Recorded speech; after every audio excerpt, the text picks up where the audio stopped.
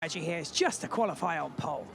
And we have a three-team fight for pole, don't we? Or so it seems from practice. Ferrari, McLaren, Red Bull, all in the fight. And Ferrari will be very happy to hear their names mentioned because we've not really been saying that so far this season. But we did see a crash at the end of FP3 for Lewis Hamilton. You can just see in the garage behind there is some, I'd say, fairly urgent work happening back there. Jolien, what are you saying? Well, they're still piecing the car together after Lewis's crash earlier on in the end of practice. But I think it looks calm and methodical, and I think they're going to get that car sorted. There's still a little bit of time for them to put the finishing touches on it. So that's good news. And, you know, we're talking about Lewis Hamilton. He can dial back in and use what is a very quick car. It is his teammate, though, that's been the man to beat. And I think Leclerc is going to be flying the flag for Ferrari in this one. Hamilton's still chasing it a little bit. Honestly, both of them are in contention at this point, though. The Ferrari car looks really quick. They've got it sorted around the low speed. Leclerc has been pole here 3 of the last 5 years. He might do it again, which is an amazing thing to say after the season they've had. And he came into this weekend saying, we've got no hope here. We're not very good on the slow speed stuff. There's a lot of slow speed stuff here. But why do you think Ferrari, Ruth, are going so well so far without jinxing them out there? Well, I think it's two main things. One is that car, even though, you know, no one's lying here, that car is not the fastest in the low speed. It's not even the second fastest. That's McLaren and Red Bull. But what it does to have is compliance, which basically means every single time it goes over a curb, of which we have a lot because it's a street track, it bounces less, which means you can take more curb, which means they're making the track basically more straight and less twists. And then secondly, and very, very importantly, is Mr. Charles Leclerc himself, also Lewis Hamilton, and it is just how good they are driving around here. The last few years, it has been Charles versus Max. It's set to be very similar again, with maybe just a 7-time world champion also joining the party. Hang on, have you forgotten about McLaren? I wouldn't rule them out either at this rate. It's really open, but I love every time we're jumping on board with Charles in practice, just the animated nature of the front end of that Ferrari. You can see he is pushing it. Now, maybe he's extracted more of a percentage out of what he can do, and the others can find a little bit more into qualifying, but he just looks like he's on top of it. His lap times have been really quick and really consistent. He may not have the fastest car when it gets to Q3. We've seen the Red Bull and the McLaren looking good as well, but the consistency that he can knock out the lap times when it comes down to crunch time, he's shown that he's going to be a contender for sure. McLaren then, you mentioned them, we can't rule them out at all, can we? Oscar Piastri's already found the wall, lost a front wing to it, both have had rushes as well. What can Lando Norris and Oscar Piastri do? I mean, I think they can have a front row lockout if they nail it as well. We really, the order's close, and we're going to talk about tyres, I'm sure, but getting the most out of the tyres at the crunch time in Q3 is going to be the most deciding factor. The brakes on the McLaren have been tricky. Lando has struggled a little bit with that so far this year, and around here, if you're not confident on the brakes, it can cost you. Their low-speed performance is really good, and I thought Lando was flying from the first lap that he turned in practice today. So he seems to be a driver that's slept on things and he's just thought, I'm going to go and attack. Oscar built up to it a little bit, but honestly, they were both really quick here last year, and I think they'll be quick again. Yeah, Oscar saying he had a messy Friday, and he'll be looking to rectify that now, where you cannot make any mistakes here. Max Verstappen, it seems inevitable that he'll be quick around here. It wasn't so last year, but he's been on it, on the medium tyre, not the soft, and we'll come to strategy later. How important, though, with this two-stop, is it in Monaco to have 2 cars in the fight? So yes, Max may be up there, but we're seeing some progress from Yuki Tsunoda. Yes, we are, but 2 up there doesn't help you that much, because if you have anyone in between, the only way you can have control of this race is with that elusive front row lockout. You know, McLaren started doing this in the early 2000s to win so successfully then, and if you get a front row lockout, you can use your second, whoever is second, it doesn't necessarily be the person on pole, can back up the pack and can defend the person up front. There's lots of different tactics you can do. There's lots of different tactics you can do if you don't have a front row lockout. You know, if I was being able to choose my positions here, I would have my cars in P1 and P2, which, as Jolien does say, it could also be. There was a quote a few years ago that said it wasn't a great position. Oh, come on. But yeah, you know, McLaren are there too, and you can't count them out. I just think this is a real driver's track, and it's about getting the rhythm, and I think don't count out Max Charles. If a team has a front row lockout, they have to win the race with the way that the rules are now. They have to win it, because you give yourself so much flexibility. Yeah, you might have to scupper one driver slightly, but you can kind of guarantee the race with the other one so long as he doesn't crash and the reliability is good. So it will be massive if anyone manages it, but with the competitiveness of everyone, it's a tall order. And Jolyon, very quickly, there is so much noise, so much buzz around Monaco, and it's one of the toughest tests. How nervous do drivers get before qualifying compared to the race on Sunday and compared to other weekends? You get a lot more nervous for qualifying here than race day, because in the race you are governed by those cars ahead of you mainly, and everyone in your pit stop window. Qualifying, it's all on you. The race engineers, the pit wall are going to be on edge as well, because it's going to be a busy circuit. We've seen a lot of traffic through the sessions as well, so they've got to make sure communication is perfect. Still got to work on setup, still got to work on outlap and tyre prep. But for the drivers, you have 19 corners. Any one of it, you could plunge it into the wall, but any one of it, you can make up a few hundreds here, a few hundreds there, and put yourself on Monaco pole position. You know, this is the one where the driver, I think, really can make a difference, and you can be a hero or zero in the blink of an eye. They were the exact words I was thinking, hero or zero. That is what Monaco qualifying is all about, and it is just mere minutes away now. We're going to take a look at this track, though, from a slightly different view, and that is in the hands of Alex Jakes and Valtteri Bottas. Here's a teaser. There we go. It doesn't get more iconic than this. But this is Formula One. It's an amazing climb up the hill. Oh my word, it's so quick into Casino Square. That's outrageous. All over the curve on the way down. They're on the same side. Oh my word. Oh, I can't wait for the full version of that with Alex Jakes and Valtteri Bottas. He looked like he was having so much fun. And he came back from it and said, I have no idea how we allow this. How do we allow cars at full tilt around here? And he wasn't even in a Formula One car. We welcome Alex Brundle alongside Ruth and Jolie, and fresh from F2 duty. And Brundle, we're talking Mercedes now, and they've struggled, haven't they? Why do you feel they aren't quite getting on top of the car here? Well, looking at the data that we've seen so far, they're struggling under braking almost everywhere. But it's worse than that, isn't it? Russell really running out of ideas in the final free practice session. Kimi Antonelli, he's just getting up to speed. From standing trackside up at Casino Square, there's still a generous margin, even late through the free practice sessions, in how aggressively he's attacking Massenet, for example. So just not with the car underneath him. Looking a little bit stiff and snatchy yesterday as well in the traction zones, not delivering the power to the road.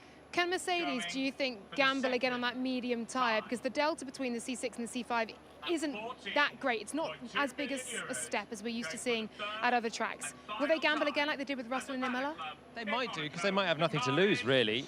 They did that, as you said, in Imola. The C5, it could be quicker.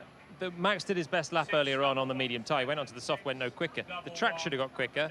The tyre should have got quicker, but it was actually slower. So this is going to be a bit of a conundrum for a lot of the teams, again, like it was last week. Problem is, they've got one set of that medium tyre, so it's a big gamble to just throw it on at the end. In Imola, George did a really good banker lap, and if you have a good banker, maybe you can throw the different tyre on and just see what happens. Without it, I think it's too big a risk probably for the top teams. All right, if Mercedes may well be a sort of casualty not getting into Q3, which teams are going to be trying their best to sneak in? I think Williams have a great opportunity this weekend. The cars look compliant in the hands of both drivers, and both drivers is the critical part. We know how strategic this race is going to be. You know, it could be another weekend where we see both Williams through to Q3, which will put them in a really, really strong position for the Grand Prix. The other team that looks good is Racing Bulls. This has been Liam Lawson's best set of practices so far. He's looked really comfortable. Hadjar's had his moments through practice, but he's also had a lot of pace. That car is good in the low speed, has been for a long time. So I'm interested to see at least one of them in Q3, and this could well be the best qualifying for Lawson. They've been talking all year with that RB about how much of a benign platform it is. You know, when you look at Lawson jumping between that car and the Red Bull at the beginning of the year, and perhaps that's giving the drivers the opportunity to attack the racetrack here in such difficult circumstances. It's confidence, isn't it? And that's what Yuki said as well, switching to the Red Bull. He's actually just missing the confidence now. He could attack with the RB, he could make little mistakes and correct it and get away with it. In the Red Bull, it's a bit more snappy. Can you imagine driving a car that Max Verstappen says has too much front end? But Liam needs a bit of confidence as you go back to the V-Car. He's had some really tricky weekends, and similar to Yuki Tsunoda, they both need to really get qualifying under their belts, and we're better to do it And where better to boost their confidence than here in Monaco. Make sure you have your F1 fantasy teams locked in. Of course, the F1 presenters leaderboard is well and truly hotting up. Lawrence Barretto took a big gap on me from last week. He got, I think, 50 points back, which I wasn't delighted about. But make sure you have your teams fully locked in for this qualifying here in Monaco. We're going to come to Aston Martin now. And Ruth, we're talking about this gamble that George Russell did in Imola. So too did Aston Martin. They got through to Q3. That was vital in Imola, although it didn't pay off them in the race. It's so significant now, isn't it, here in Monaco? It is, but I think it's not quite enough for Aston Martin. Obviously, they've got the great Newey there. He's won 11 Monacos, but his brain is not yet in that car, and it is suffering in the low speed. So even if they do that potential, gamble, it's not that we see that the C5 is faster, unlike in Imola. It's just that the actual tyre itself, the gap is smaller. So I think we saw about a tenth this morning. It's more kind of robust, a platform that the drivers can extract that confidence from. One thing I would say is normally from an engineering perspective, we say, forget the practice times. Actually, here in Monaco, don't forget the practice times, because you often see cars a bit like those racing balls. But we did see the Aston Martin right up there. If you can build on that platform with confidence, every session you can just incrementally get closer and closer to the wall. So I don't think you could necessarily count them out, but if they do, it'd be very impressive. They're one of the many teams that have saved 2 mediums going into qualifying, along with Charles and the Mercedes. It depends car to car with which tyre was quicker. The Red Bull, it was quicker on the medium, but others were finding time on the soft. I could see Aston Martin go for the medium again. They did it routinely in Imola, and I think they have the potential, especially with Fernando, to get up into the top 10 if they absolutely nail this. And if they get into the top 10, Fernando might get some points tomorrow, finally, for the year. So I can see them sticking to what they learned last week and going again. You mentioned Adrian Newey being here, may well have his impact on the Aston Martin team. Lawrence Barretto from our team sat down with him. Here's a teaser for you.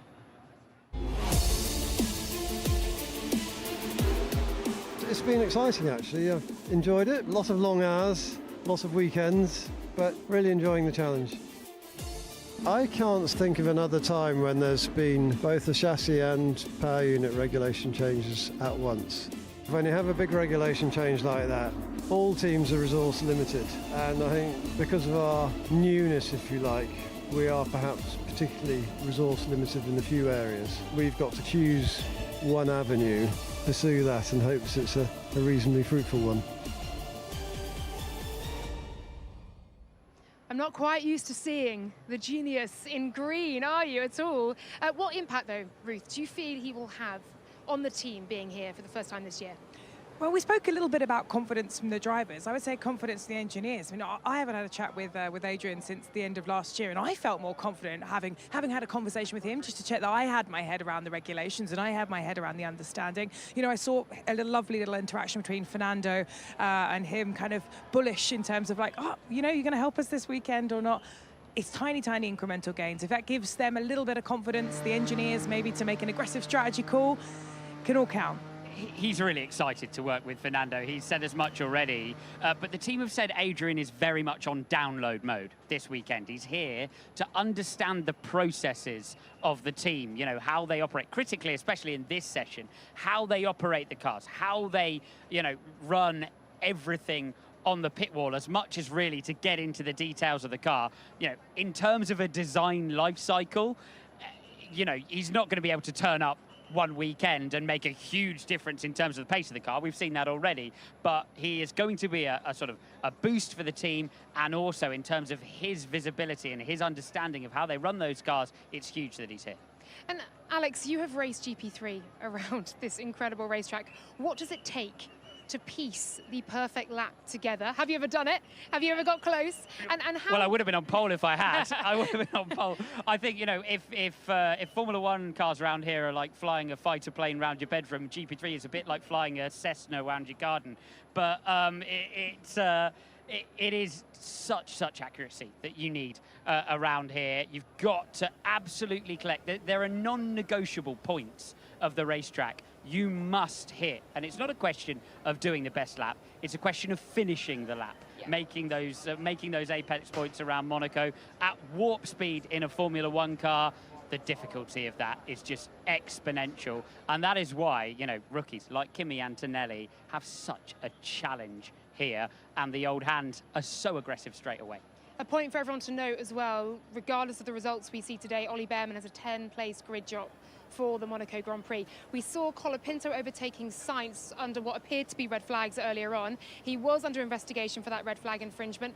No further action. So all to play for then for Franco. You were just saying it there, banker laps. How important with just a yellow flag, a red flag, being oh so ready to come out here at Monaco. It's huge here. I mean, it only takes one piece of debris, not even a driver crashing out of a session. If you've not got your banker lap in, especially for those drivers that are expecting to move through into the later sections of qualifying and miss out on the opportunity.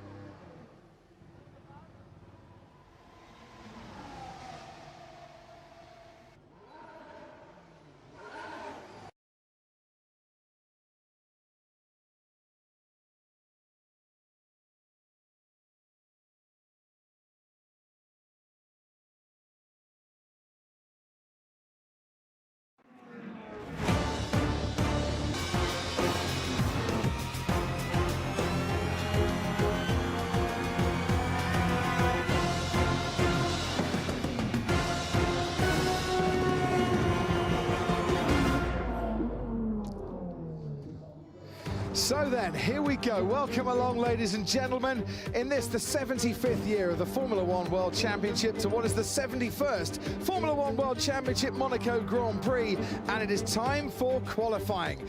A qualifying event that has seen the winner come from the top 3 on the grid 60 times out of the previous 70 races. It's so important to get it right around this 2-mile circuit. Top speed with DRS of 185 miles an hour. Lewis Hamilton with the track record, 78 laps to come tomorrow, but for today it's about that one lap that could catapult yourself onto pole position.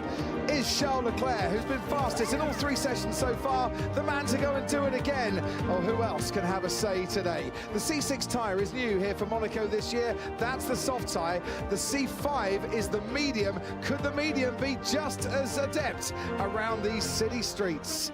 And from sunrise this morning, we have eagerly been anticipating this moment. It looks a picture. The sun is shining, the Mediterranean as blue as it will ever be.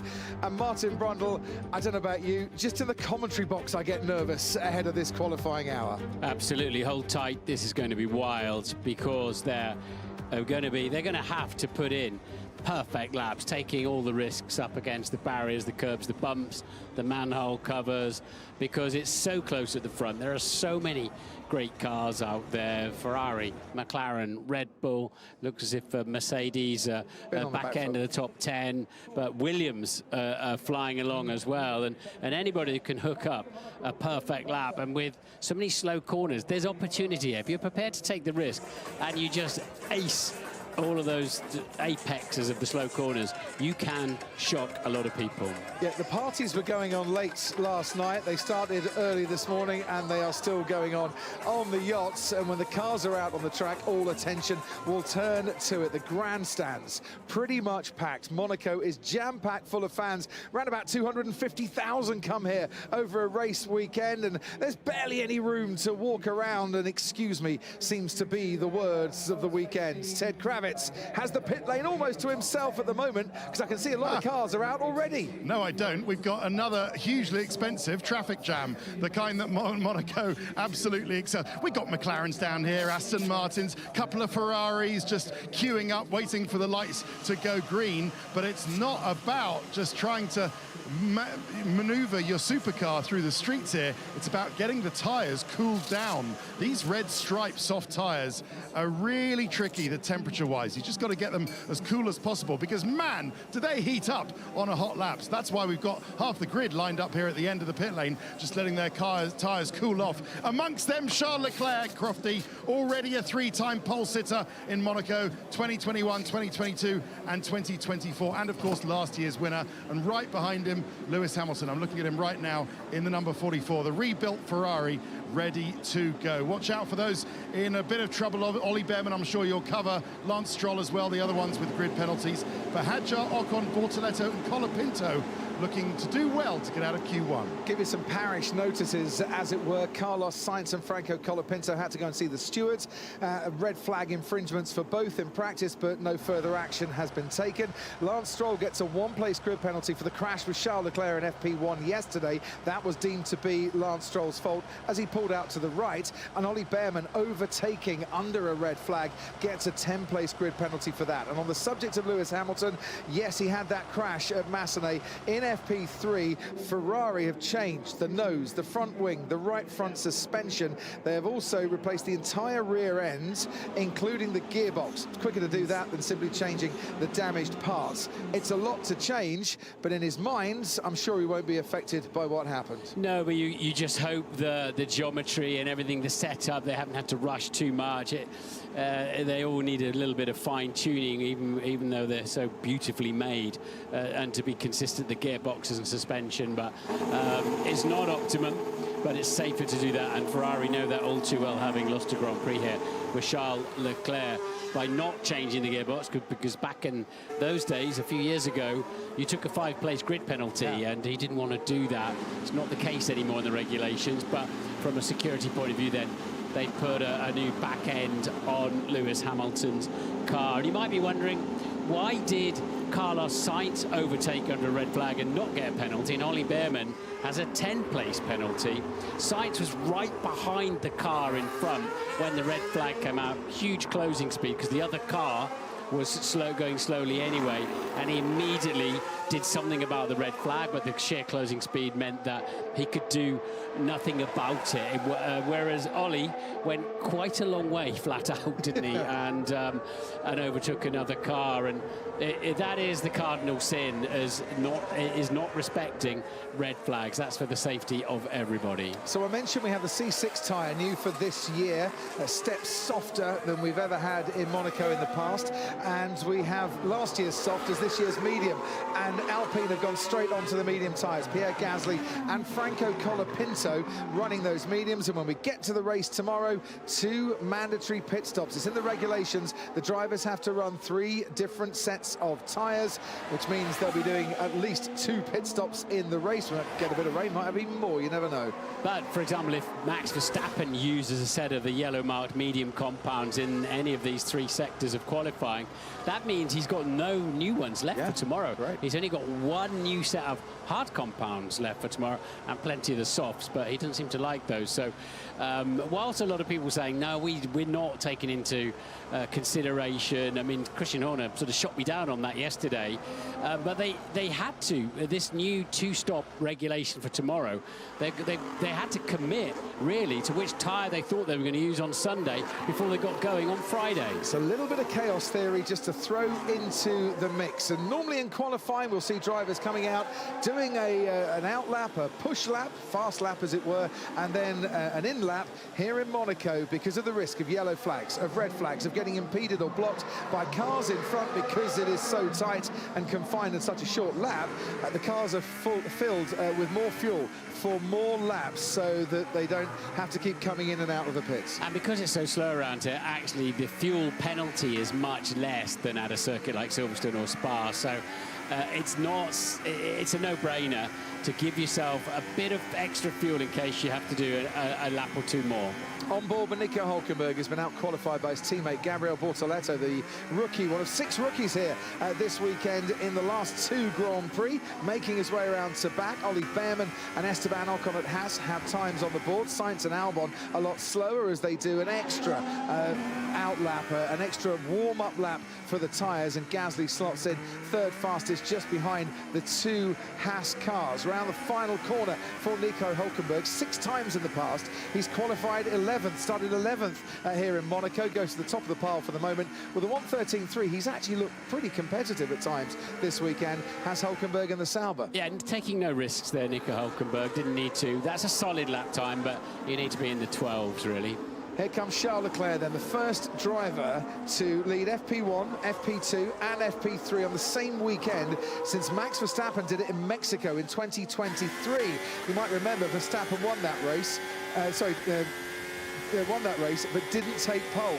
Leclerc actually got the pole that weekend. Into the chicane we go. Isaac Hadj has already been into the barriers there this weekend. No problem whatsoever for Charles Leclerc. The 2 Haas cars keep out of the way, and already you can see, Martin Brundle, the problems of traffic around here, because there's a lot of these corners are quite blind, and you never know where the cars are going to be in front of you. Yeah, 19 of them out on track at the moment. Just 1 car in the pits of Max Verstappen, and that means cars trying to attack, trying to prepare, others slowing down, and it gets pretty sketchy and scary out there.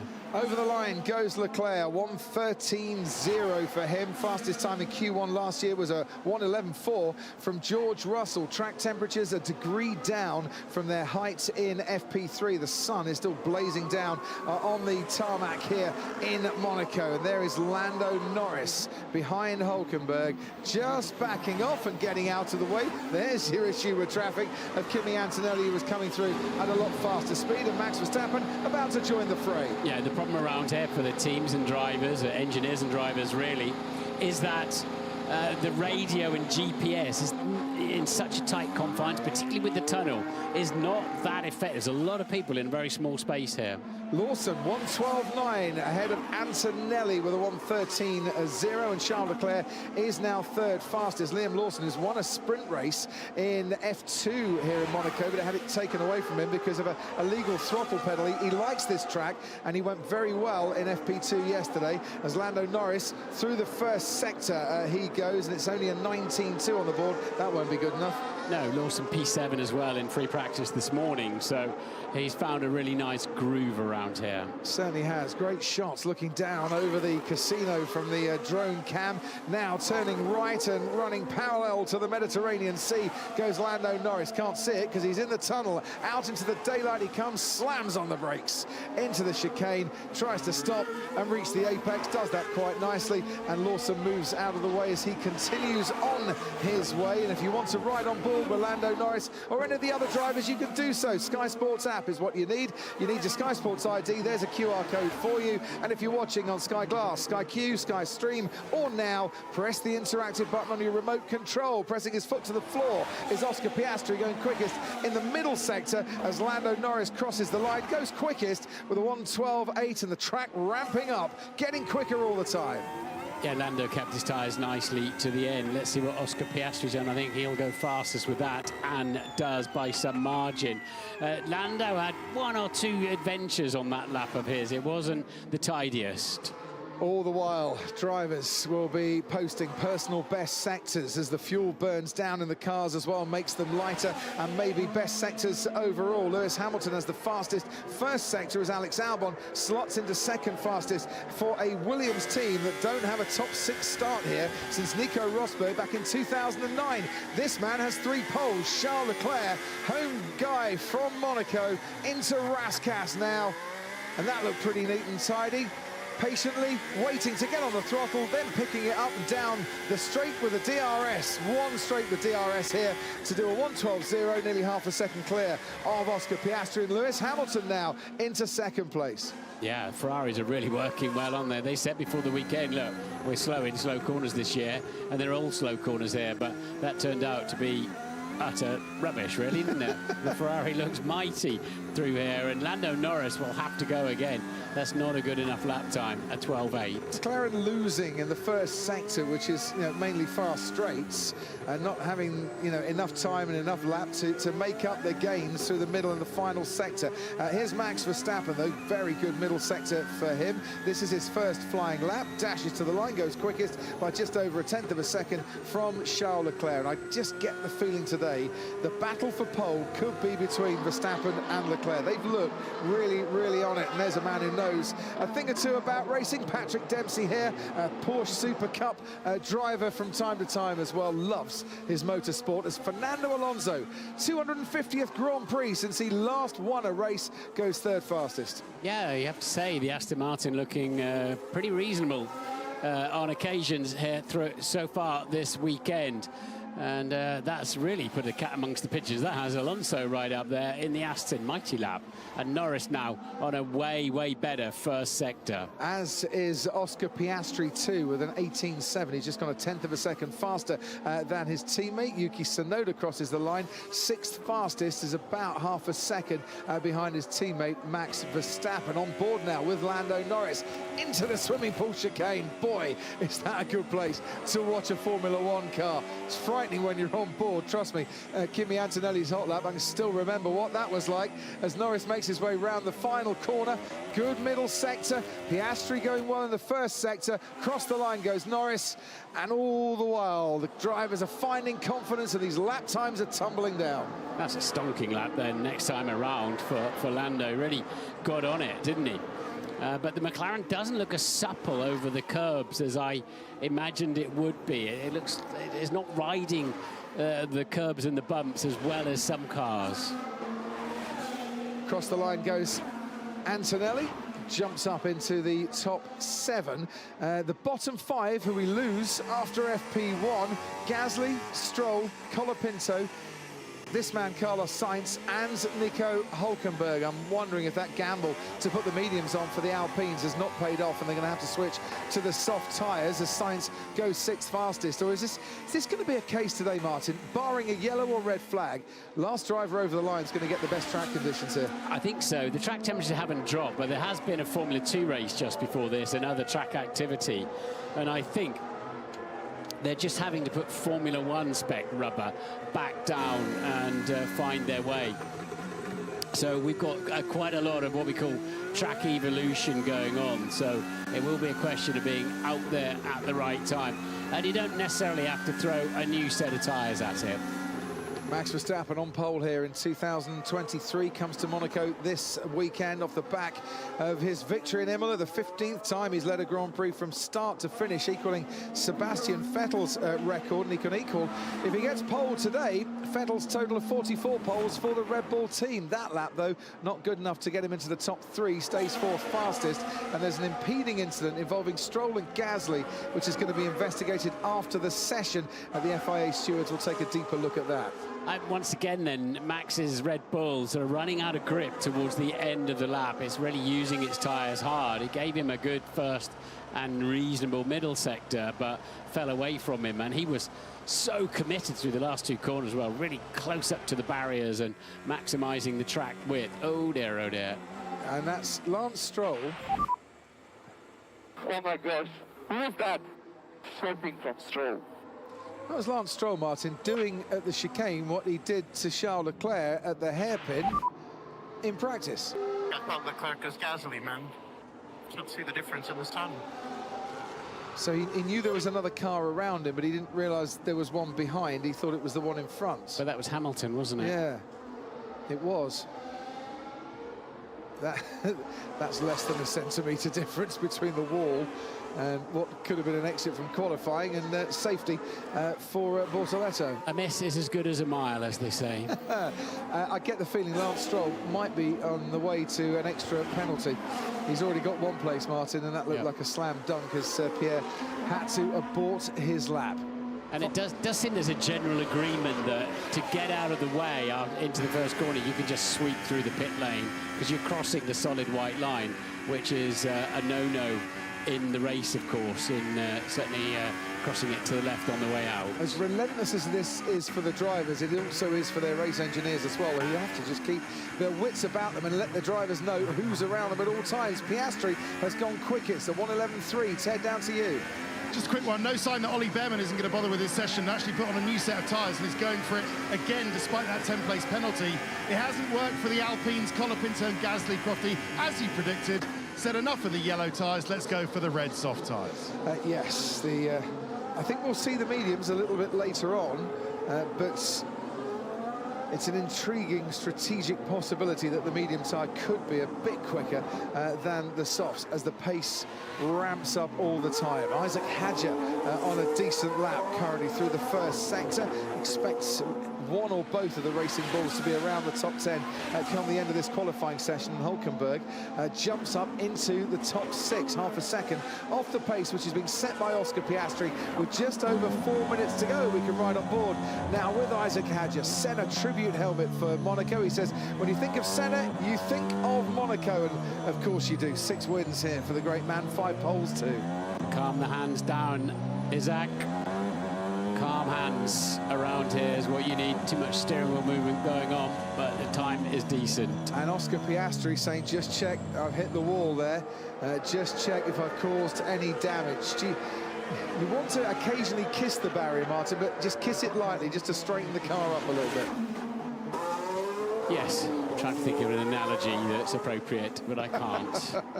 We'll kiss goodbye to that one then. Charles Leclerc puts in the fastest first sector, best middle sector for him. Ocon goes 6th fastest in the Haas. He qualified 3rd here a couple of years ago, don't forget. And now Leclerc with just one more corner to go. Anthony Noge, the man whose idea this whole Monaco Grand Prix was back in 1927. Leclerc goes quickest by a 10.5 from Oscar Piastri. Wow, this track is really ramping up now, isn't it? And lap after lap, we're seeing fastest sectors, personal bests everywhere. The track's really coming back to them, and it still hasn't cooled down, so it's just pure mechanical grip. this is where it starts to get a little bit critical for those in the bottom 5. Gasly moves out of that bottom 5 into 12. Here's his teammate Franco Colapinto. In 3 successive years here, he's done F3, F2 and now F1, but he stays down in 20th, and he, on the soft tyre, not even improving his time from the mediums. There's no further investigation, Leclerc and Stroll, for an impeding incident, but there might be for the Gasly Stroll. Ted, down to you.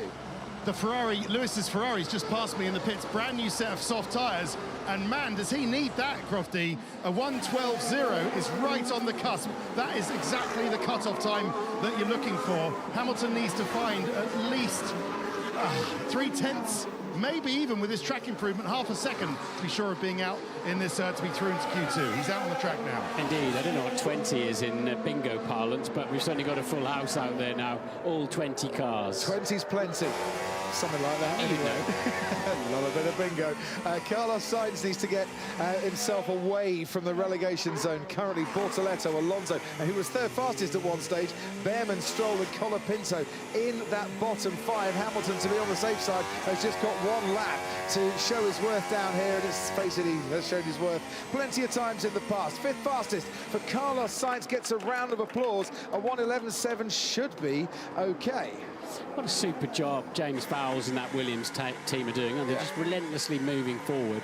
Very impressive. Yep, he said at the start of the season, you know, we're not going to dedicate a lot of resources to this year. We're putting a lot into 2026, but we are going to go and attack for every single point throughout the course of 2025, and that is definitely what they're doing now. An impeding incident has been noted from race control. Hamilton and Verstappen down at turn 3. That's on a previous lap. Stewart's not looking at it yet, as Lewis Hamilton sets off then on his final lap in Q1.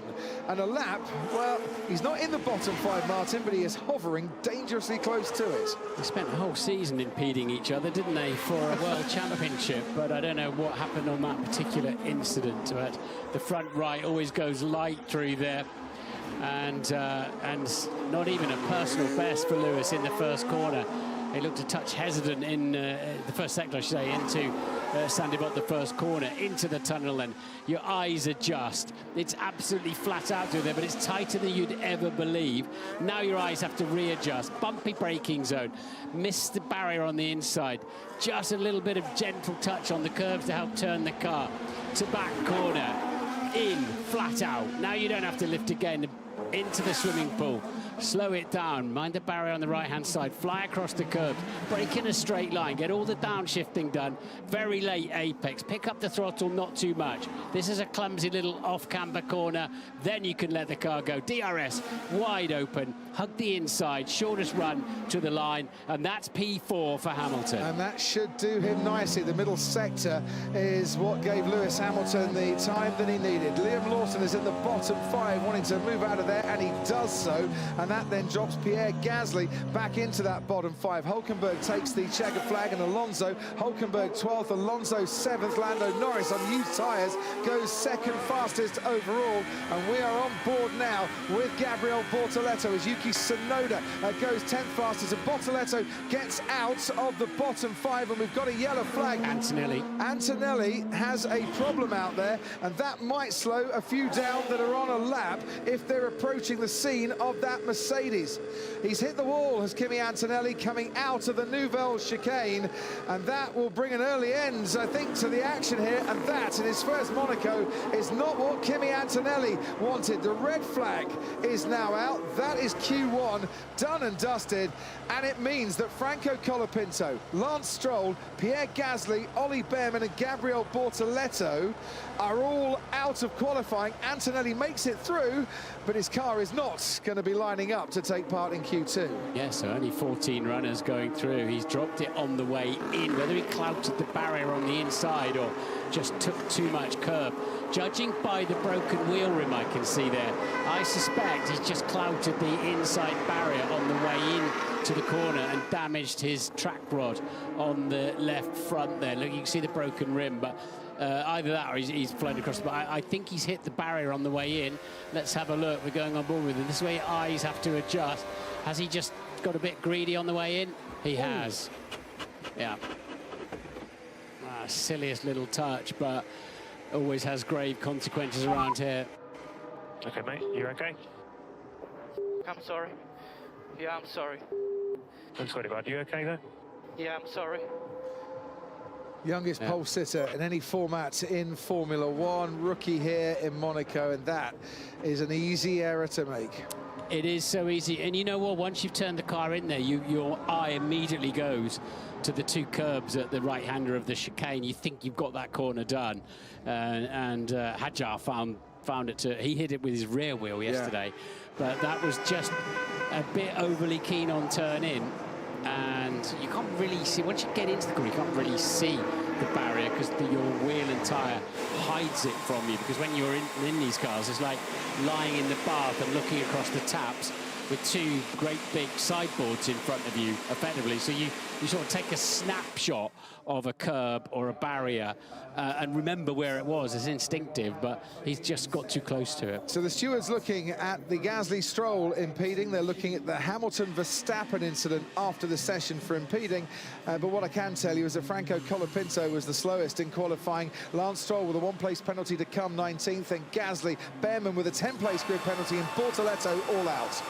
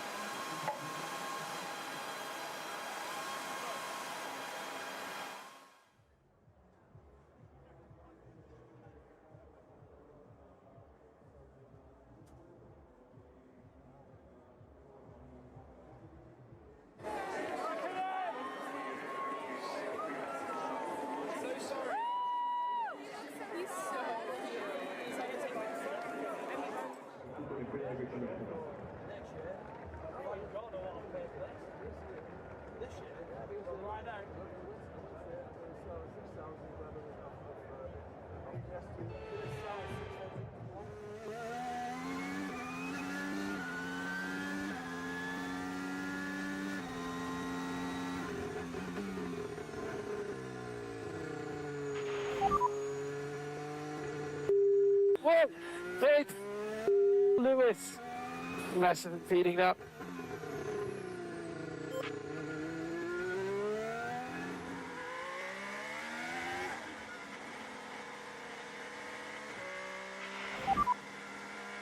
Verstappen pushing behind 3 seconds.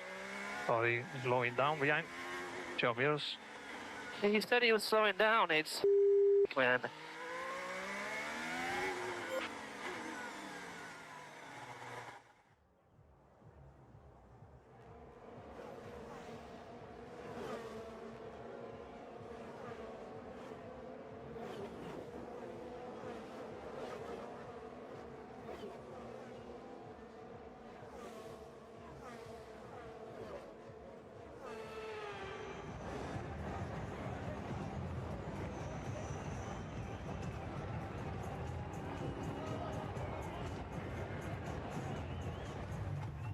Back to Monaco, qualifying for the Monaco Grand Prix. The start of Q2 will be delayed whilst they have a look at the barriers because of this moment. Kimi Antonelli clipping with his front left tyre the inside of the Nouvelle chicane and then going into the barriers, unable to stop in time. That is Kimi Antonelli out of qualifying, even though his car has gone through. And obviously a very disappointed young 18-year-old in the Mercedes. No chance of stopping before hitting the barriers. And this is the Max Verstappen incident with Lewis Hamilton. Judge this for yourselves as he reaches Massenet, and he's not happy about it. Whoa! Wait! Lewis! Massive feeding up. As you can clearly hear, Max Verstappen not a happy boy at all. This is what it looked like for Lewis Hamilton. Verstappen pushing behind 3 seconds. Sorry, slowing down behind. Job yours. He said he was slowing down. It's man. confusion on the team radio. Karun Chandok's at the sky pad to take a deeper look. Yeah, thanks very much, Crofty. Let's first take a look at the Antonelli one. So, as you saw on the replay, he clipped that inside boundary. Remember before the session I was saying we saw Isaac Hadjar hit that, and unfortunately for Kimi, it's just session over straight away, broke the suspension. That angle there where he's gone, you know, it's the lightest of touches on the front, and then it just drags the rear in as well. Let's go have a look at it on board. Because we've got time with the delayed start, let's take a proper look at it here. So I'll slow it down on the way in. He's not caught the curb on the right. He's just been a little bit too greedy at this point. You know, every driver's trying to get as close as possible, and he's just been a bit too greedy. At this point, it's too late to bail out. You're well committed into that, of course. And then broken suspension, and that's the end of it for him. You mentioned the Hamilton-Verstappen thing. We just heard the radio. Let's take a look at it from Verstappen's perspective. So he's coming up the hill, and there's a car there that's gone, you know, clearly out of the way. Now, unfortunately for Lewis, obviously he was given the call that Verstappen was on a slow lap, so he stayed on the line. Really, it's an awkward place for you know, Lewis to try and get out of the way because there's not much room.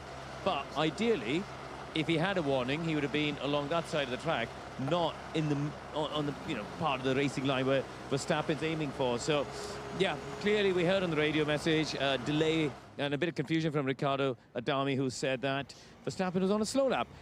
Let's go back to Pierre Gasly. A bad qualifying for Alpine, both cars out there.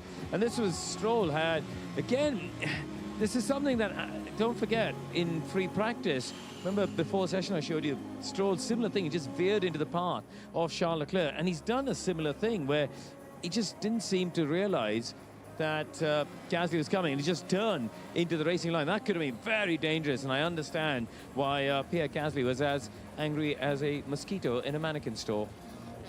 Back to you. Did he spit out the dummy? Boom. That's a good one. I like that, Karun. How did you see the Verstappen-Hamilton incident, Martin? It was impeding. Obviously, Lewis, the mitigating circumstances they'll be taking up there is, the team gave him incorrect information. It wasn't a driver intentionally or recklessly doing anything, but it was impeding. It hasn't affected Verstappen's qualifying because he's comfortably through, of course. So we'll see what they say. It wasn't exactly wild impeding either, but the stewards decided, did they not, that on the Stroll-Gasly thing there was no further investigation? No, there was a Leclerc-Gasly, no further investigation. Yes, you're right, Leclerc-Gasly, wasn't it? Yeah. It's all happening, and James Vowles on the Williams team wall. We've got at least another minute until we get going for Q2, and I can see the cars have already been queued up for 2.5 minutes already. Why are you all doing that? It's Monaco, and you need to get as many laps in as possible and a bit of free air. So if we sat and wait in the garage, it all just gets jammed up, so you'd be last in the queue with where we are in the pit lane. Do you switch the cars off down there and then they let the drivers start them back up again?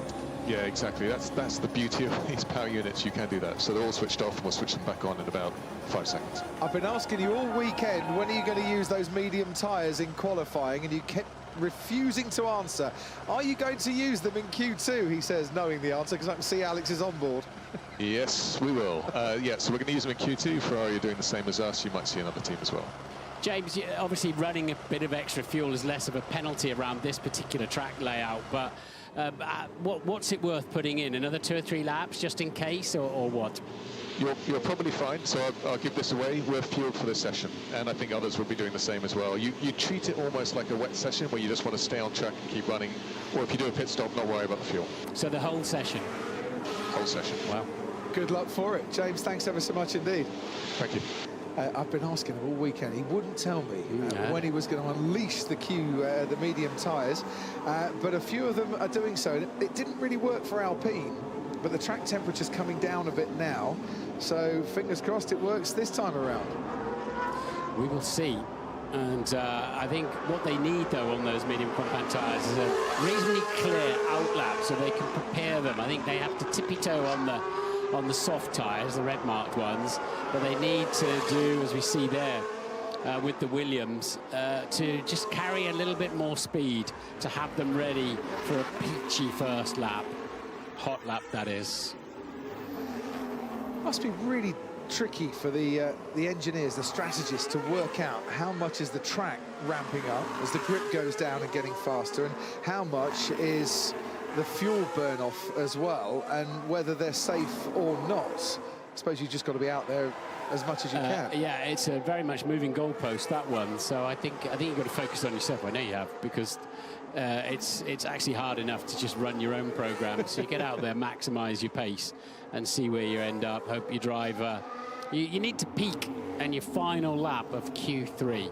And a lot of drivers peak on their first lap in Q3 and then try too hard on the final lap. But this is one. This is good. This is a tough one for all of those 14 remaining runners. 13 of them out on the track at the moment.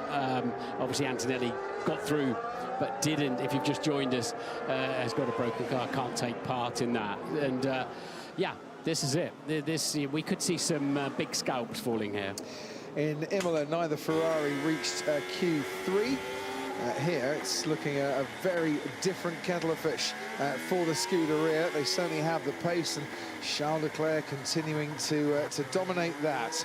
Isaac Hadjar got into Q3 at Imola. 3 times in the last 6 races he's done that. Liam Lawson yet to reach Q3, but the Racing Bulls is looking pretty pacey too. And we're on board with Charles Leclerc, so take us through this if you can, Martin. I will. Climbing the hill, you sort of zigzag up there, taking the shortest route. Massenet is blind when you're in a Formula 1 car. Mind the barrier on the inside of the track near the Hotel de Paris. Downhill, mind the biggest bump. Brake early because it's downhill, it's off camber. Clumsy little corner, squirt the throttle straight onto the brakes, and you have to use all of the steering lock of the car to get around there. Bit of pavement. Pick up the throttle into Portier, mind the barrier on the inside, and then you just let the car go. These cars will stick no problem in the tunnel on a dry day. And heavy braking, you're on the inside, the car will be jockeying around underneath you. And a nice control there off the curb. 2 bumps and it was all ready to go again. Tabac, that's where Leclerc's been mighty all through free practice. And then you need to be very precise and accurate. And into Rascasse, that's the late apex. You turn around the last part. Anthony knows the front will slide, the back will slide, but have confidence, pick up the throttle and go. And the line comes up pretty quickly. And what are we looking at now for Charles Leclerc? That's an 11.314, which is slower than he was in Q1. Imagine that if the Williams are fueled for the whole session, Leclerc on the medium will also be fueled for the whole session. The other team to choose the medium tyre is Mercedes. George Russell, the only Mercedes taking part in Q2. Here comes Lando Norris, crosses the line, goes quickest. We're into the 110s now, fractionally, but we are in there as Oscar Piastri going quicker. Just see him at the bottom of your screen, going through to back, but going quicker through the first sector. But it's interesting, isn't it? It's the first time Leclerc hasn't looked like the man to beat on those medium compound tyres. It's a place for a gamble, is Monaco. The casino sitting on top of the hill, looking down across the Principality. Lost power. Hit a bump, lost power. Oh, that's what happened to Antonelli, isn't it? I thought, watching Imola, when he came off a serrated curb, and that's in the tunnel. That's a horrible place to be. They'll have to red flag that. Well, absolutely. George Russell's currently on the racing line, going very, very slowly indeed. This is turning into double disaster in Monaco for Mercedes. Antonelli is out. It is a red flag.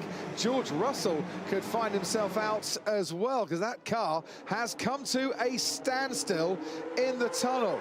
Session stop with Lando Norris ahead of Max Verstappen, and Mr. Saturday, George Russell, going to go and put his feet up for an early afternoon. He'll be trying to...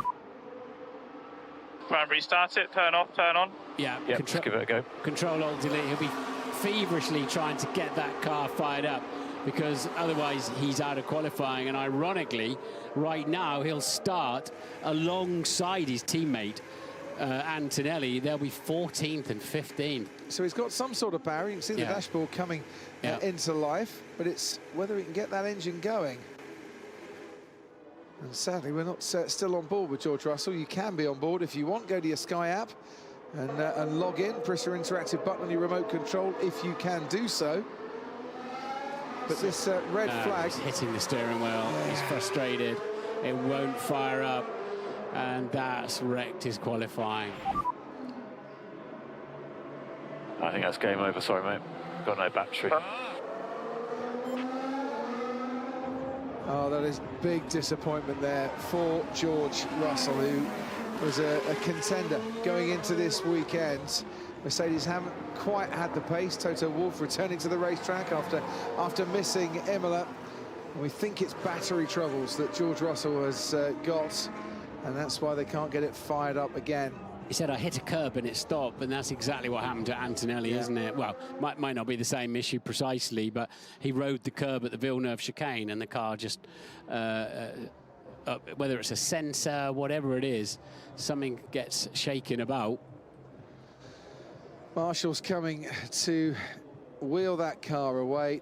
Sometimes you hit the jackpot in Monaco, and sometimes you put it all on black and it turns up red, and that's one of the days, I think, for George Russell today. Such a shame for him. He might want to try and jump clear. Not sure if the car is live or not. The marshals have all got their rubber gloves on, but they're going to push it away with George still sat in the car. Yeah, that's got to go. I think that's got to go all the way down to the barrier that Antonelli hit. I don't think there'll be a... Is there one in the tunnel? There might just be one on the right-hand side. You're not allowed to try to... Not that you could, but you're not allowed to try to bump start it in these situations. You can't impede the marshal's work. I think he's passed. There is a little service access on the right halfway through the tunnel.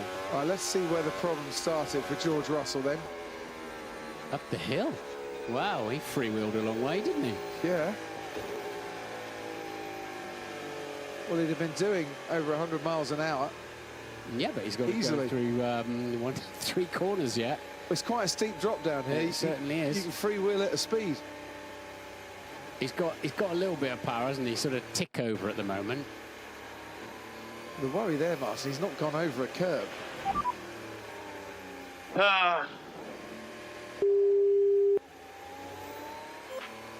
He did take the curb at Saint-Devote, but to be honest, that's sort of a normal procedure there. And you can feel the pain, can't you, of those Mercedes mechanics for George Russell. So we have our first red flag of this Q2 session.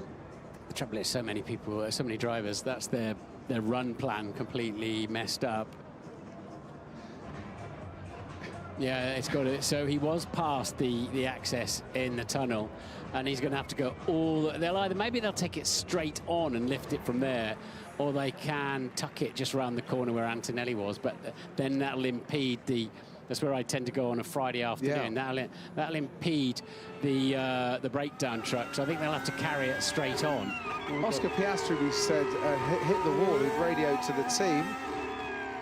And asked the team to check. He got wide on the way in, and then as he picked up the throttle, did he give it a little tap with the back of the car?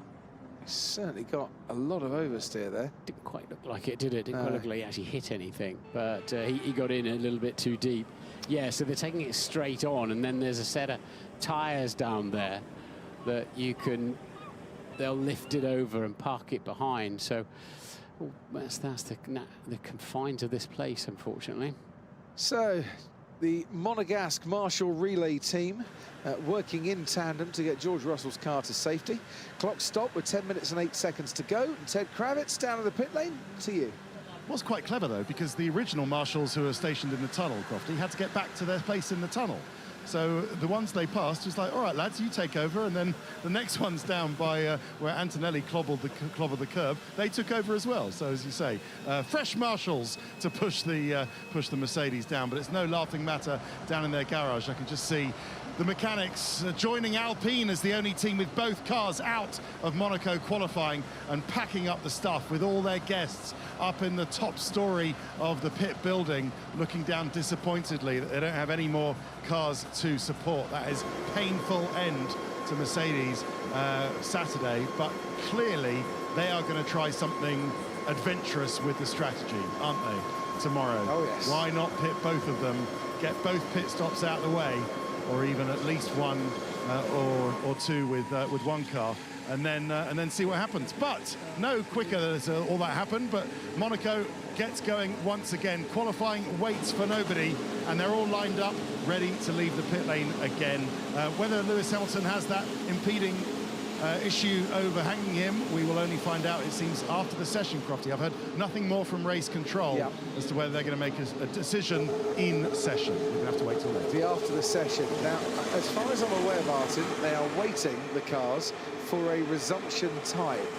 And I don't think we've had displayed a resumption time yet. So they can't just go straight to the end of the pit lane as and when they choose. They've got to wait.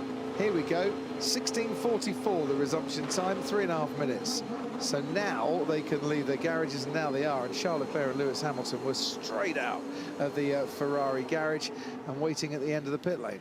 That's because they want to make sure that all safety vehicles, medical vehicles, are back in situ in the pit lane. We saw an example of that earlier on this year when that was violated, and I can't remember where that was. Was it Miami? Yeah, well, we had an estimated and then a resumption time, and teams went on the estimated. Absolutely.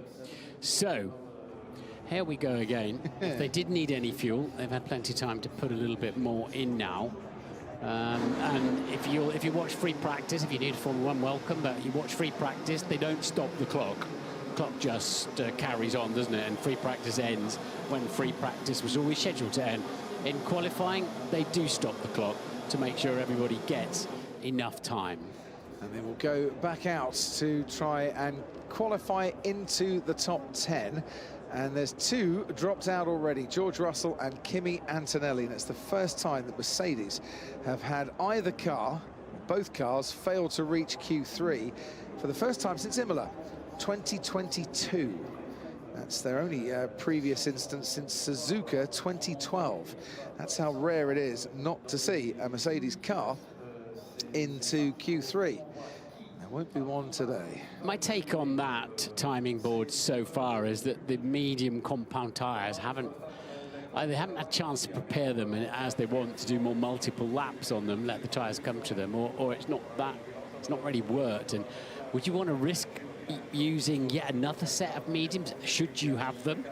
I don't think you would. You only come with 4 for the entire weekend, and they'll use some already. So, because that's a race tyre, isn't it? The medium is a, and you've got to keep a set for the race anyway. I was just thinking the same thing. Maybe the key is it the tyres not switching on, or is it the car's heavier because it's got more fuel on board because they fueled for the session, rather than the soft tyre runners who are fueled for a few less laps? And it's 10 degrees cooler onto the track surface temperature, 10 degrees cooler than when they were using those tyres this morning, and they looked good, didn't they? So there'll be a lot of head scratching going on as to whether I don't think they want to burn up another set of mediums. Well, and Aston Martin, they think now's a good time to go onto the mediums, because we just saw Fernando Alonso on the medium tyre. And don't forget, Aston Martin did this in Imola and managed to get both cars through to Q3 for Fernando Alonso. It was the first time this season that he managed to do that. So it does seem that you need a hot lap, and then obviously got to recharge your battery, then another push lap, and maybe even a third push lap.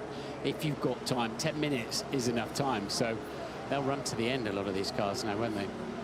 Half a minute to go, and then we can get going once again. And isn't it great to have the heli-cam hovering around Monaco, giving us some spectacular shots of a Principality bathed in sunshine and jam-packed to the rafters with Formula One fans. As I say, about 250,000, I'm told, come into Monaco for race weekend. Some get the grandstand seats, some go and sit on the rocks, some go and sunbathe on the yachts. Everyone welcome here. Green light, and that's a very welcome sight, because we want to get going once more. And leading everybody out is Nico Hülkenberg, and then come the Williams. And as the cars file out, George Russell returns, glances over to his former teammate Lewis Hamilton, and continues his walk. You need an expression for lights on, and away they go, don't you, for these moments? Yeah, green, green, green, or something like that. I'll think of it tonight. Once again, mixture of tyres. The two Williams on the mediums. Soft tyres for Hülkenberg and for Isaac Hadjar as well in the Racing Bulls. Cars kind of stagger their appearance out onto the track just so they can create a gap before they leave the pit lane. Just looking down there, it's a mixture of colours on that McLaren. It's red striped soft tyres for Oscar Piastri. So McLaren continuing to prefer the soft tyre here. Leclerc has switched to soft tyres, so as I suspected, that medium experiment certainly hasn't worked for him. But others are now giving it a try. I think the key one in terms of the battle for pole is if and when Max Verstappen goes on to the mediums, because he was struggling more on the softs with overheating than the Ferraris were. I don't think Max would want to use those in Q2, even if he uses them at all. I don't think he wants to risk. He'll, you know, a brand new set of mediums tomorrow in a race where you're mandated to pit stop at least twice.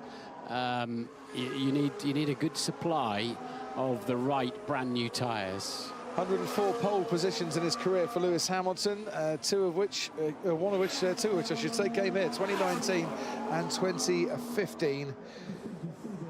And he's preparing himself on the soft tyres now for another lap. He needs to improve the pace. The medium tyre gamble not quite coming off for Ferrari. So away he goes, powering past the bus stop, down the avenue towards Sandoval.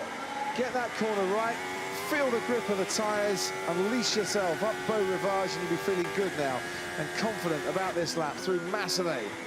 Brilliant camera angle this. I love the way you can see the curves and the bumps on the road through it, down towards Mirabeau. Good first sector for Lewis Hamilton and for his teammate Charles Leclerc. Lowe's hairpin comes up next, slowest corner on the Formula One calendar, and you're descending now to what used to be the seafront, Martin, but they built some expensive flats there.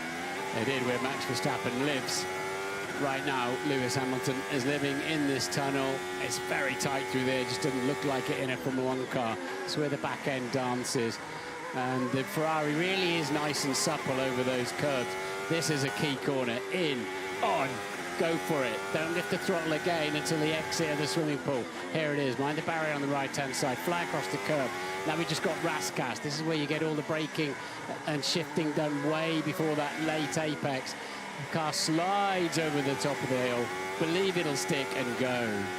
And go to the line he does. 3/10 behind his teammate Charles Leclerc, who's putting a 1:10.5. Ferrari's back on the soft tyre and very much looking like the favourites here so far. 6.5 minutes to go of Q2. Who's going faster than the Ferraris? The answer to that, nobody. Oscar Piastri crosses the line from 13th, jumps up into 4th fastest, which is a 1:10.9, so nearly 4/10 off the pace of Charles Leclerc. That's quite the statement from both the Ferrari drivers, isn't it? Carlos Sainz out on track for Williams. Scored in all 9 of the Monaco Grand Prix that he has competed in his career so far. 3 times a podium sitter at this track, and puts his car into the top 7. The medium tyre working okay for Williams with Albon and Sainz, and they're not having to burn a set of soft tyres, it seems, to get themselves through into the final part. But others don't think they've got the pace to do that, and they include, of course, McLaren with Oscar Piastri and Lando Norris, who took the opening pole of the season down in Australia, and he's still waiting for his second one in 2025. He's just done a personal best first sector. We'll have a look at his middle sector in a moment. All looked neat enough through there. It's quite a long shot, so difficult to know just how good it was. And his middle sector is also a personal best for Q3. Lando then on his way, surely, to get maybe to split the Ferraris with this one. So just use the curb to help the car straighten up. DRS is open almost instantaneously down that main straight. Norris goes quickest. So he set a fastest final sector, and then by 11 milliseconds popped up ahead of Charles Leclerc. Don't count out McLaren then. Here comes Liam Lawson, half a second down, but that's actually not a bad position for him to be in at the moment. The Racing Bulls with a bit of pace here to challenge the Williams, I think, of Albon and of Sainz. Yeah, Lawson's been driving very nicely around here. And what's that done for him? He's still just inside the top 10. Yuki Tsunoda, as he makes his way towards the line, only 10th fastest for Yuki Tsunoda. He's right on the cusp and about 3 milliseconds ahead there of Isaac Hadjar. Lando Norris, I'm told, was on used tyres when he put that lap in. He was. Lewis Hamilton making the barriers shake as he explodes past the swimming pool chicane and on his way to complete another lap here. Personal best first sector, an okay middle sector, and he stays third. Car number 44 in a Ferrari here in Monaco.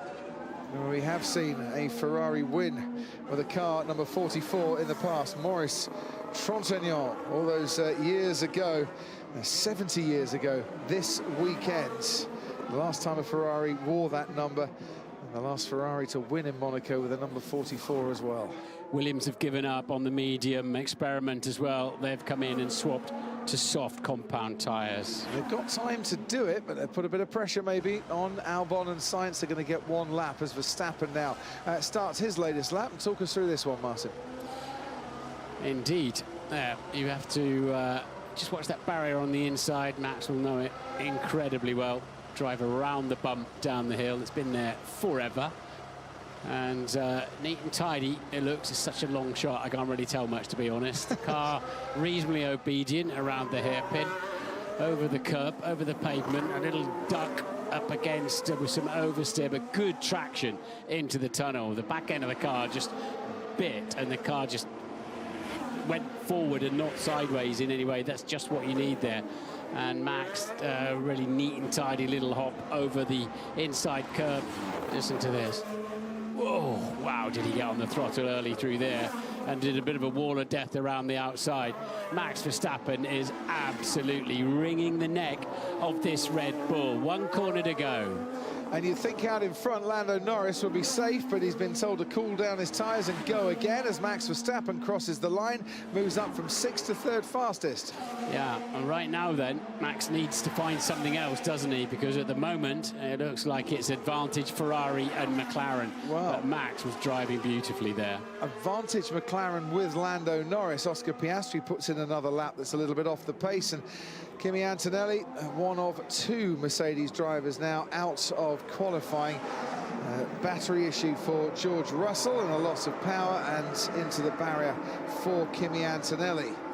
The Red Bull pit wall above the garage here in Monaco. It's a slight change to the way they do things. And here's Isaac Hadjar. 4 times in the 7 races this season, he's been the...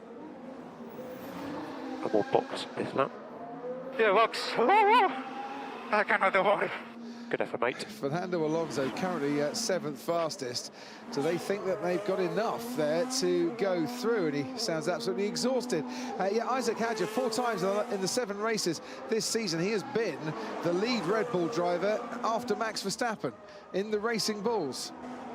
He has. He's got his work cut out to beat Lawson today, though. It's a really good first sector, That's though. a stonking first sector, isn't it?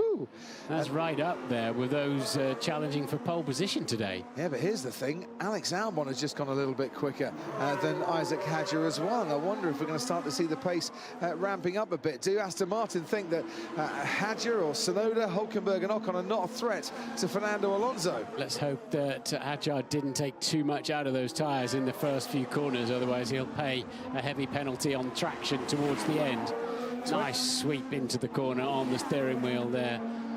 It's a good middle sector as well from Isaac Hadjar. He's on a pace. Alex Albon is really exploding into life around the streets of Monaco here. He's only 3 milliseconds through the first 2 sectors off the pace he needs. Lawson crosses the line, goes 8th fastest. Ocon's in the top 10, as is Sainz. Make that no Sainz 11th now, because Hadjar's just gone 6th fastest. Alex Albon goes into the top 3 for Williams. Sainz crosses the line.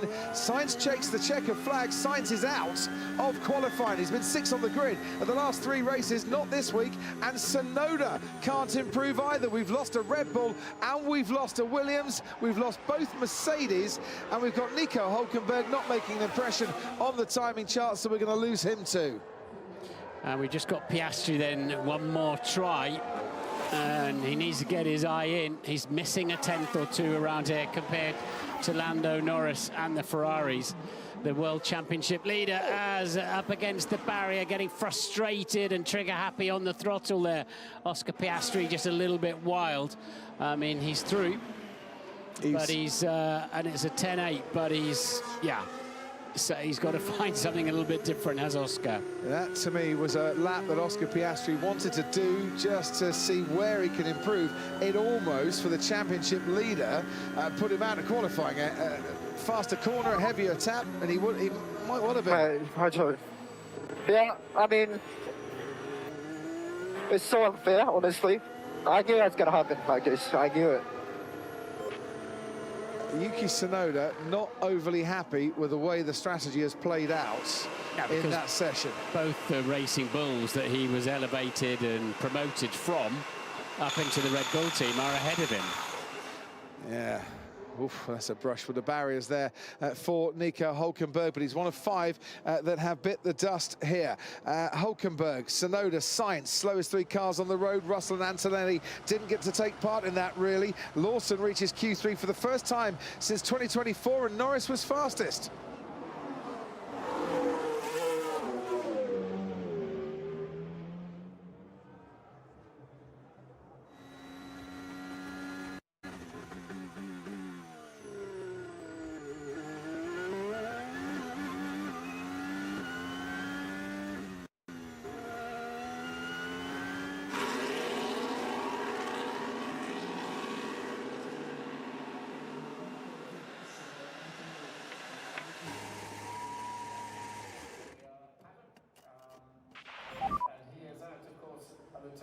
No grip on this tire.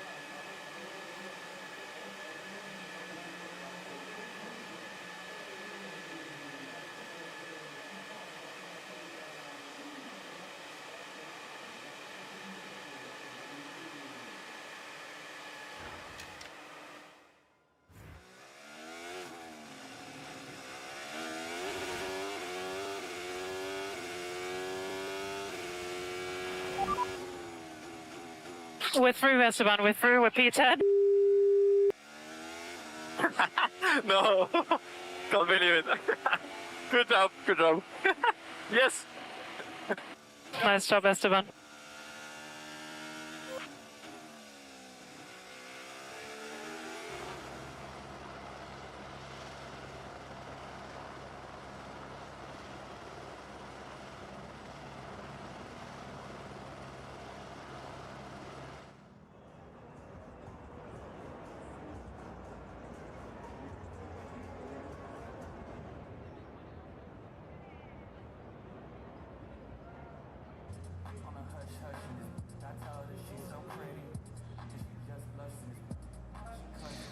Last 3 Grand Prix, Carlos Sainz has been 6th on the grid. Sadly for him, not this week. No grip on this tire.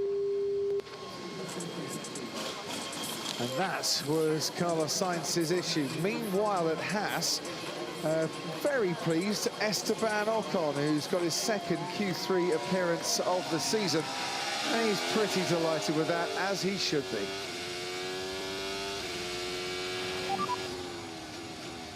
We're through, Esteban. We're through. We're P10. No, can't believe it. Good job, good job. Yes. His teammate Nice might job, start Esteban. last. His teammate might start last, and he's through into the top 10. Right, Williams, James Vowles on the pit wall for us. You went with the medium tyres. It didn't quite come off for you in the early part of Q2. Yeah, it's, as I say, you may see them reappear now in Q3, but it wasn't a bad tyre, it's just the track cramped up, and with that red flag, we couldn't get the laps you needed. You have to work it a bit more. So Alex liked them. Carlos Sainz clearly didn't like them. What's the difference, James? So both cars were on soft, just for clarity at the end. Yes, I meant when they changed to soft. Soft. Sorry. Yeah. That's right. With Carlos, hard to tell. Rear had no grip whatsoever at all. Was the comment. We can see the temps are about the same, but I can see that, for example, turn 3, 4, 4 exit, he lost a tenth or two. So it need to go through it with an understand. James, does Carlos love his car that much he doesn't want to get out, or is there a reason he's still sat in it? Whilst track limits might be a bit extreme here, what we're now doing is just making sure everyone really has been clean to it, and so it's best to remain bolted in the car until we're absolutely sure there's been no one that's gone over track limits. And what is Alex Albon doing right? Because these are some super laps that he's putting in, top 3 in Q2. It really is about getting that tyre into the window. I think I said it before in FP3, they're tricky, and he's just doing a really good job of working them on the outlap. You can see we're doing prep laps as well. That's just to get all these tyres in the right window. Good luck for the final part of qualifying. Williams, as I mentioned, but had a top 6 start here since 2009. Our old mate Nico Rosberg, he'll be back with us at the next race. I think they're looking pretty good for a top 6 here today, all things being equal. Ted Kravitz, we got 2 minutes until the start of Q3. Why are people still in their garages, I wonder? Well, many of them are not. Well, 2 or 3 of them are not. Fernando Alonso just passed me on the soft tyre. Esteban Ocon on the medium. They did a clever trick, actually, at Haas. They boxed Ocon. They took off his old tyres. They let the hubs cool down. So they let the brakes and the wheel hubs cool down before they put the new tyres on, Crofty. So they've been having problems with tyre temperature control. That's why Ocon's been desperate, really, in the last few qualifying sessions. Do you remember? He's been sort of last and last in the last few, but they've learnt that lesson now. And, yeah, so that was a nice tactic by the Haas team. They have let Carlos Sainz get out of his car now, I can tell you. Okay. I can report. Fernando's just passed me. This is his 21st Monaco qualifying. Did you know? I'm sure you did. You're king of stats. But nice to see after 21 of them, he still gets the whoops when he knows that he's done a great lap. So congratulations to Fernando. And I have a confirmed reason for Russell's conking out. And it is a sudden loss of power unit electrical power. In other words, he conked out. Well, his car did in the tunnel. So there you go. That's the word from Mercedes. Thanks ever so much, Ted. Would have been 22 for Fernando Alonso if he hadn't gone to the Indy 500 in 2018. Talking of which, you can go to the Indy 500 tomorrow. Don't miss it. Live on Sky Sports F1, and the build-up will be on the Sky Sports F1 YouTube channel, because we'll still be debating and cogitating after the Monaco Grand Prix here. But the Indy 500 coming up, can't wait to see that. And if you want to ride on board, maybe with this man, Charles Leclerc, if you think he's a good bet for pole, you can do so. You need your QR code, it will take you straight to the Sky Sports app.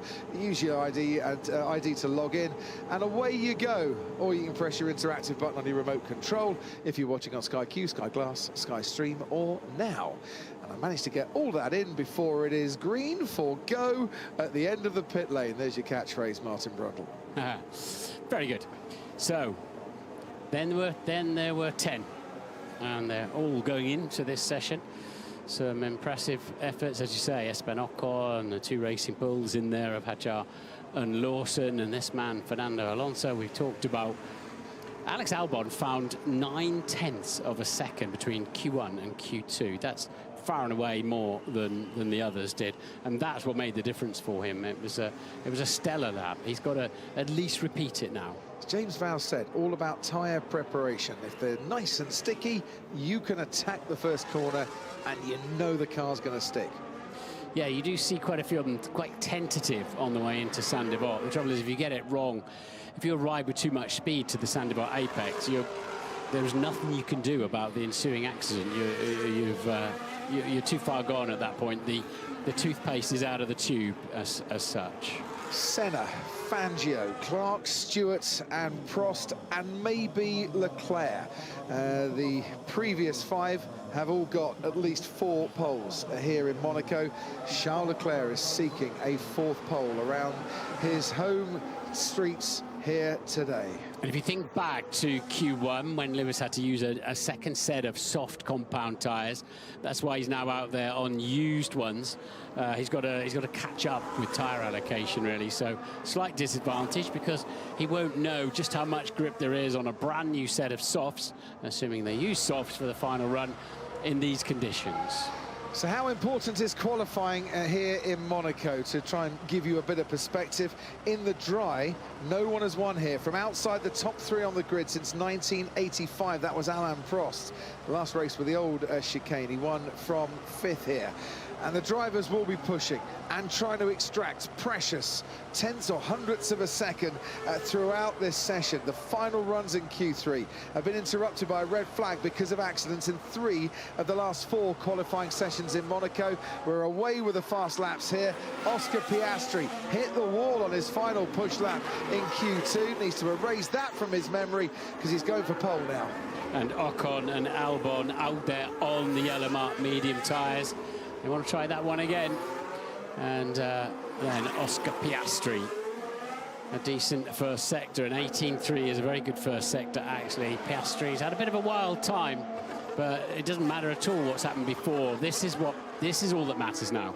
Q3, and still the back end of the car sliding, though, on the exit of the swimming pool chicane, the Nouvelle chicane, I should call that. Here's the swimming pool chicane, and then a little tuck at the end. There he goes into Rascasse corner. It's an okay middle sector for Piastri, and I think we saw why, didn't we?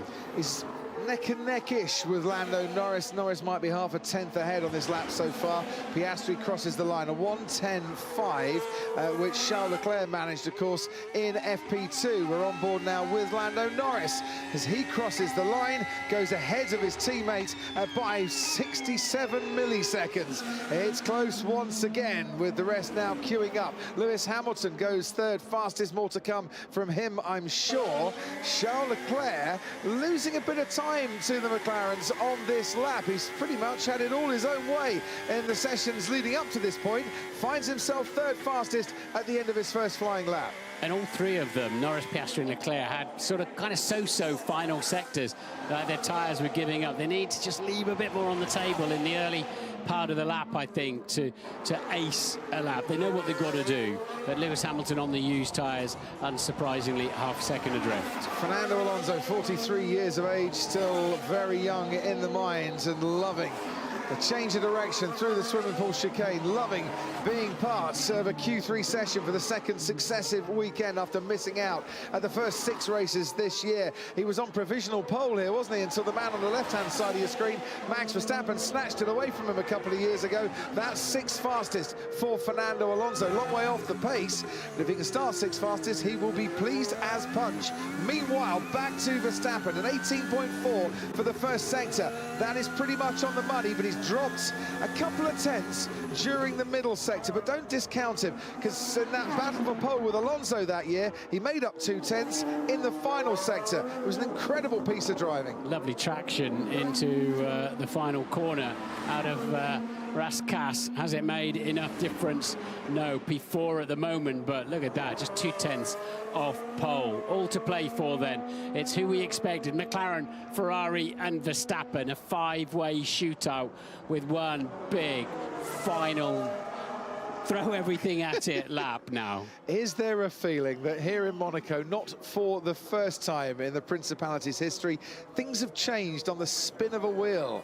Leclerc and Verstappen looked like they were the favourites for pole, and McLaren have now pushed themselves right into the fray. Yeah, indeed. Let's keep an eye on Alex Albon on his mediums. He lost a couple of tenths in the first sector. Will they give him a bit more grip towards the end of the lap? We'll keep an eye on that. I can't help but think Piastri's got a reasonable amount of more time available yet as well. Just watching some of the slides that he had, if he can tidy that up. So we'll keep an eye on the World Championship leader.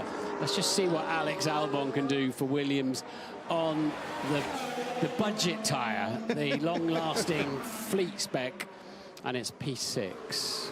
Has not finished lower than he started this season, Alex Albon. I'm expecting him to be filled once again for the session, Martin. So as the fuel burns off, the tyres should still be in decent nick, or so Williams think. And we'll be seeing better lap times from Alex Albon as a result of that. Going out quite early, aren't they? Yeah. Very early, obviously worried about red flags and other people making mistakes. But so McLaren have decided we want to get the lap done and not get caught up in other people's problems, if there are any. And just, ooh, that's a brush and rather a big kiss from Lewis Hamilton past the barrier, but no damage whatsoever. So Norris and Piastri, 1 and 2. Leclerc and Verstappen, 3 and 4. Norris, Piastri, Verstappen, the only drivers to reach Q3 at every round this year. George Russell was on that list before today. He didn't make it out of Q2 when his car broke down on him. Kimi Antonelli was another that hit the barrier. We've had a couple of red flags, and we've just under 5 minutes to go before we see who's on pole here this afternoon. Ted Kravitz, down to you. It's so weird, Crofty. I was busy getting myself all psyched up, all tensed up for the last moment of the best qualifying session of the season, and the two McLarens passed me in the pit lane. They've just completely gone very early, as you say, just to avoid any of the red flag shenanigans later on. Alex Albon went half a second quicker on the soft tyres in Q2 than that medium tyre run. So he's just pitted right in front of me and will go again, looking for that better lap time. So what's it going to be? Lando Norris actually found his best braking through turns 1 and some other corners as well in Q2. So he's absolutely on it, Lando Norris, but plenty around there, and not least Charles Leclerc ready to take it away. So Norris and Piastri are going to get absolutely clear out laps. They can prepare it how they want, and a clear hot lap as well. But have they gone too soon? Is the track going to be at its best when the last car out there is trying to go for pole position? Remember, 3 of the last 4 Q3 sessions here have been interrupted by red flags. Has that influenced McLaren's thinking here? And if this is a bad time to go out there, expect the laps to be really, really hot, because Piastri and Norris both with an 18.2 through the first sector. This is looking a lot tidier from Piastri as well, so both McLarens on it. They've chosen a nice clear track moment, and they shouldn't see any other car. Ocon's up the road a little bit, and the McLaren once again, they're neat and tidy through there. You didn't see the back sliding out. Let's see if he can keep it all together then through the exit of the swimming pool, which is here. Piastri, another stunning middle sector. And then we saw him with a lurid slide out of Rascast. Can he keep it together? Yes, he can. Piastri on a flyer. It's looking really good. And as it's been the case for a lot of this season, the McLaren battle is going to be oh so close. Provisional pole is Oscar Piastri's. Can Lando Norris, as he powers down the main straight, snatch it from him? Yes, he can! And not by much. I make that 15 milliseconds between Norris and Piastri. Norris on pole for the opening race of the season. He hasn't had one since. He's back on pole here in Monaco, and that is a delight to the Norris camp. So far, we now wait to see what Leclerc, Verstappen and Hamilton have got to say about that, because the McLaren have put their marker down very, very early with their new tyres. Maybe they'll have another go yet. Well, I was just about to say, Martin, there is time for a cool-down lap, recharge the battery, and Lando and Oscar could go once again. So don't discount out that possibility as Lewis Hamilton slows it right down. A moment of calm for the 7-time world champion before he starts his final flying lap. And he's currently, Lewis Hamilton, 5th on the grid. Yeah, it was very slow, wasn't he, in those final few corners, but he appears to have decent grip, and that guttural sound as you can look down the exhaust pipe with the Ferrari when it's climbing the hill from that Sanderbox shot into Casino Square, where he had the issue in free practice 3. And he is getting a lot of full throttle going on, but it's an 18.3. It's about a 1/10 of a second shy of the McLarens. Yeah, on the same par with Isaac Hadjar through the first sector. Liam Lawson about a 1/10 of a second down on his Racing Bulls teammate. Hamilton through the tunnel. Charles Leclerc is within touching distance. Good first sector from him. He's less than a 1/10 away from a time that he needs as Hamilton makes his way through that Nouvelle chicane. Past the barriers, not on contact with the barriers. This is looking good, but it's looking good for Verstappen too. Hamilton through the middle sector in touching distance once again. Piastri started a new lap. He's gone even quicker through the first sector. Lando Norris less than a 1/10 of a second behind him. Charles Leclerc has aced the middle sector and a best time of all. So it's Ferrari, it's McLaren, it's Red Bull. It could be anyone. It's not Lewis Hamilton. As he crosses the line, he moves up into 3rd place. But his teammate Charles Leclerc, who's been leading the way all weekend long and going for 4 poles around Monaco, gets to the line he's on pole again, is Charles Leclerc. He's beaten the two McLarens who are coming back at him. But Piastri's not had a great middle sector, though, on this lap either. Norris a better middle sector, and Verstappen doesn't do it. But can Norris pick up time and steal that pole position back? Here comes Piastri to the line now. Third fastest only for the championship leader. It is all down to Lando Norris. Leclerc, Norris, Norris, Leclerc crosses the line. Norris is on pole in Monaco. And boy, did he need a lap like that. Absolutely fantastic effort. McLaren had two goes right at the end. They needed it. He set a new track record, and he is not a man to be discounted out this season. In the battle for pole, in the battle for points, Lando Norris is back on top for the first time since Melbourne.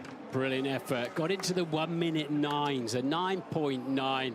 Leclerc driving beautifully. Piastri just lost a couple of tenths somewhere in the middle sector. That cost him his chance. Lewis Hamilton, I think, will be pretty happy with fourth there on the second row of the grid. And when push came to shove, Verstappen and Red Bull had no answer to the pace of McLaren and Ferrari. Zach Brown told me yesterday that if qualifying went badly, he was on a jet down to Indianapolis for the Indy 500. I think he's staying here for the rest of the weekend, because that is McLaren on pole. It's disappointment for Charles Leclerc, obviously. He thought he had that. He thought that that fourth pole in his home Grand Prix was his, but it did take a stonking lap from Lando to knock him off the top spot, and a new lap record as well.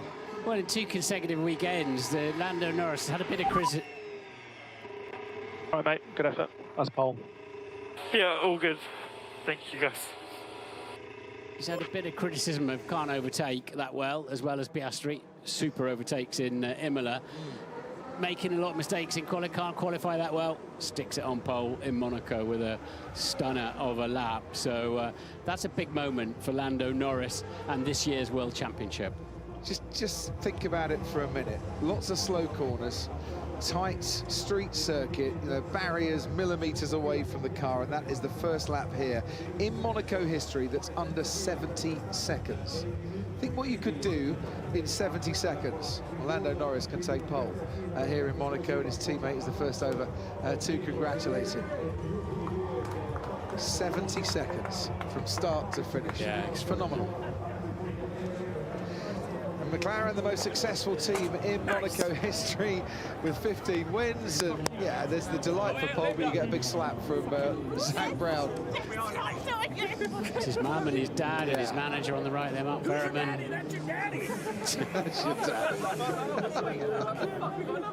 They recognise just how important a lap that was from Lando Norris. And he's talked, hasn't he, about how in qualifying it's so tricky, this car, and having to relearn a few things, and it's not quite there for him. It was today. Well, there's the two that might have thought they were in contention. They had to settle for fourth and fifth, and they're talking about that impeding incident, I think. There was considerably less than a tenth of a second between Norris and Leclerc through Q1, Q2 and Q3 with their relative times in each session. They were hundredths apart all the way through. Well, he looks fairly calm, and tomorrow's race, well, who knows how that's going to pan out with mandatory 2 pit stops. Once upon a time, you get pole at Monaco, you go on to win, but there's a strategic element to tomorrow's race that might just shake things up a little touch. But his last 4 wins have all been from pole. Have Lando Norris. And this is the moment that he got there. His first pole in Monaco. So a calculated risk, wasn't it, McLaren? They go out, they've always got a lot of fuel on board because they're going for 2 flying. Wonder how Zach feels about it. I don't know, a bit nonplussed. So they've taken a gamble there that's paid off beautifully in the end for one of them anyway, in terms of get the lap on the board, then if there is a red flag, we're there. You've got to recharge your batteries, but now you've got a bit less fuel but less mechanical grip from the tyre, and give it another final effort, and it just paid off. So there's your Monaco qualifying, ladies and gentlemen. The stewards will be looking at an incident where did Lewis Hamilton impede Max Verstappen? They'll be looking at an incident where did Lance Stroll impede Pierre Gasly? And they'll have their adjudications before we set the grid. Stroll's already got a 1-place penalty. Ollie Behrman has got a 10-place penalty. And Lando Norris has got his 11th pole in his career and his first around the streets of Monte Carlo. Mercedes have got it all to do tomorrow. George Russell, Kimi Antonelli starting 14th and 15th. Tsunoda didn't make it into Q3 either. And the top three, well, Piastri, the championship leader, Leclerc, the hometown driver, and Norris second in the championship, all going into battle in tomorrow's race. Jolyon Palmer, who knows what it's like to race around these streets, has the mic in his hand, and he's waiting to talk to the top three. Oscar, it was an amazing lap, an amazing session, but you've just come up short in third position. How was it from the cockpit? Intense, as it always is around here. A mistake in the shaft. So well done to him. But no, still pretty happy with it. It's been a pretty messy weekend so far. So to come out with a lap that I thought was pretty good and third is a decent result. You say messy. We've enjoyed you getting really friendly with the barriers the whole way through, including a big tap at Q2 as well in the Raskas. Looks like it's just been difficult to find the grip and find the lap together for you overall. Yeah, exactly. I mean, I think I've hit more walls this weekend than I have in my whole career, so it's been untidy, but yeah, just been struggling to get into the groove a bit. I think in qualifying was much happier with things and I felt pretty good, but yeah, we've been doing some digging this weekend, and to come out with this result is a decent effort. Yeah, a great effort. And tomorrow it's a two-stop race. You've got 2 McLarens in the top 3. Have you been thinking about that already, or focusing on qualifying? We have thought about it, but a lot depends on where you qualify. So we're in good positions, obviously, but yeah, it's still going to be an exciting race tomorrow with the 2 stops. So let's see what happens. All right, well done, Oscar. Good luck tomorrow. Thank you.